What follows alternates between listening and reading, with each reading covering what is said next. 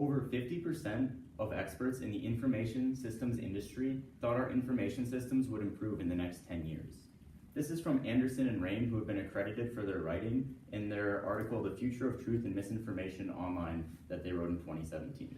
At a glance, that statistic doesn't seem that concerning, but when you think about it, misinformation in our information systems influenced our most recent presidential election, and for that to continue for 10 years is a problem.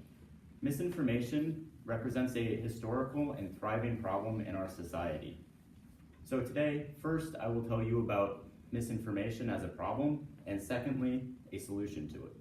So first, we'll talk about misinformation. Misinformation has caused national calamities both in the past and the present. In the past, cigarettes or cancer sticks became very prominent because of misinformation. They were advertised as being healthy originally, which caused their usage to spike, and it has declined over time as the information has been corrected. In 1965, 50% of adult males smoked and 35.5% of adult females smoked. This is from the National Institutes of Health, one of our nation's premier medical research centers, in an appendix of theirs. Since then, smoking rates have declined to 15.5%. This is from the CDC, our nation's health protection agency, in 2016, on their website in 2016.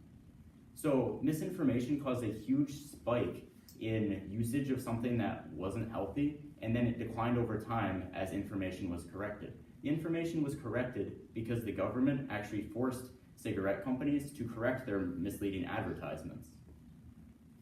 Today, misinformation is a problem through Facebook and online advertising, specifically Facebook ads.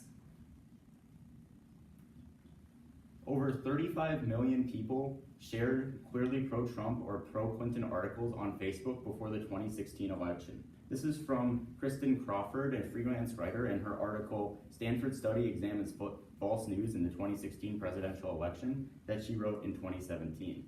This shows just how much interest people have in sharing their political points on Facebook, which is perfectly acceptable, but sometimes those get mixed up with misinformation.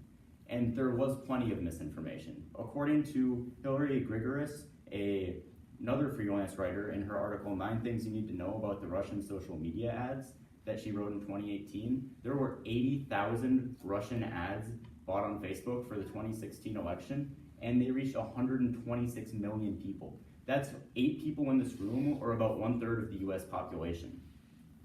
So misinformation is a huge problem. Now I'll tell you about a possible solution, which comes in the form of technology, specifically AI or artificial intelligence.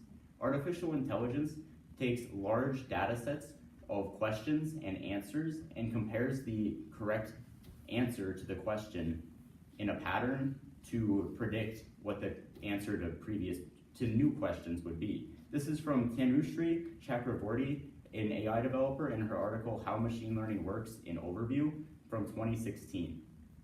So you have a long set of questions and a long set of answers, thousands and thousands in the case of AI development, and it uses the previous questions and answers to predict the next ones. How AI solves this problem is by its speed and scalability, according to Alex Long, a U of M graduate in computer science, from a personal interview in 2018. So what this means is once we develop an AI that is able to predict misinformation or recognize it, it will be almost everywhere in the world because we can put it on every computer, and it can work in every Chrome browser and on every article you read if you so choose. Another benefit of AI is how proficient it is at its job. Once it's developed, it'll be better than professional humans at identifying misinformation. So now that we've looked at a solution for misinformation, we can hope to correct the problem. Misinformation is a historical and thriving problem in our society, and in order for our information systems to improve in the next 10 years, we can hope that technology or AI will help us with that.